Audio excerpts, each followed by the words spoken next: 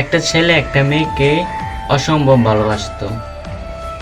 তো একদিন তারা পালিয়ে গিয়ে বিয়ে করলো, কাজী অফিসে গিয়ে বিয়ে সম্পন্ন করলো। তারা বিয়ের পরের দিনও অনলাইনে এসে বলল যে আমরা আলহামদুলিল্লাহ বিয়ে সম্পন্ন করেছি, আপনারা সবাই দোয়া করবেন। তো ছেলেটা কিন্তু মেয়েটাকে অসম্ভব ভালোবাসে, মেয়েটাও ছেলেটাকে অসম্ভব ভালোবাসে। তো একদিন হলো কি, প্রায় 1.5 বছর পরে, মানে টানা 1.5 বছর ছেলেটা মেয়েটার সাথে থাকছে, সংসার করছে।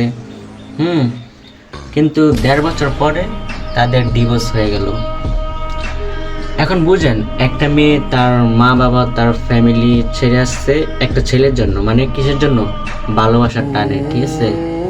তো ভালোবাসার টানে ওই মেয়েটা ছেলেটার হাত ধরে চলে আসছে সব কিছু ছেড়ে।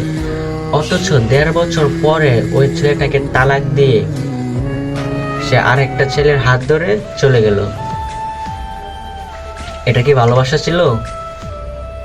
আসলে এখানে বিষয়টা কি, যেটা হচ্ছে ভালোবাসা সত্যি ছিল, কিন্তু সেই ভালোবাসার মাঝে কিছু একটা কম ছিল।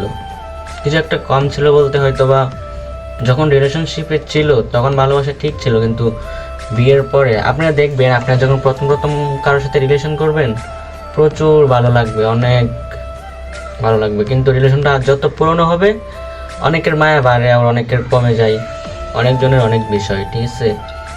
কিন্তু বিয়ের পরে, মানে বিয়ের আগে যত সব কিছু ভালো লাগে, এগুলো সব কিছু, কথা বলেন, হাসি বলেন, গাল বলেন, ঠোঁট বলেন, নাক বলেন, সব কিছু একেবারে পরীর মতো লাগে, মানে সুন্দর লাগে আর কি। কিন্তু বিয়ের পরে কেন জানি আর ভালো লাগে না, কারণ তখন ঠিক আছে ভালোবাসা, আসলে ভালোবাসা বলতে কি বোঝাই, নর্মালি এটা ভাবার বিষয়। যদিও অতীতে অনেক প্রেমিক দেখা গেছে ভালোবাসার জন্য নিজের জীবন দিছে, প্রাণ দিছে, দেহ দিছে, মন দিছে, খ্যাত দিছে, গাড়ি দিছে, ঘোড়া দিছে, সব দিছে, কিন্তু অবশেষে ভালোবাসা চলে গেছে অন্যের হাত ধরে। আসলে ভালোবাসা বলতে কিছু হয় না, যারা এক্স্যাক্টলি ভাবেন যে ভালোবাসা বলতে কিছু হয়, কিন্তু এরকম পৃথিবীর মধ্যে যে ভালোবাসাগুলো হয় এগুলো বলতে সিরিয়াসলি কিছু হয় না। গার্লফ্রেন্ড বয়ফ্রেন্ড যে ভালোবাসাগুলো হয় এগুলো যারা এখনও ভাবেন যে এগুলোই সব কিছু, তাদের উদ্দেশ্যে এটা বলি যে এগুলো আসলে সব কিছু না। এই যে ভালোবাসাগুলো দেখেন, গার্লফ্রেন্ড বয়ফ্রেন্ড, এগুলো হচ্ছে একটা নির্দিষ্ট একটি রিচুয়াল, ঠিক আছে?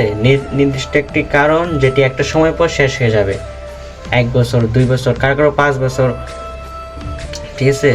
এটা হচ্ছে একটা বিষয়, এটা হচ্ছে গার্লফ্রেন্ড বয়ফ্রেন্ডের বিষয়। আর অন্য অন্য সম্পর্কগুলো অন্য অন্য বিষয়। তো আমি বেশি কিছু বোঝাইতে চাই না, বুঝাইলাম যে এটাই, যে ভালোবাসা বলতে যেটা হয় সেটা হচ্ছে অন্ধকারে মাছ ধরার মতো, এরকম। আবার দিন চলে আসলে, আলো আসলে আবার সব কিছু পরিবর্তন হয়ে যায়।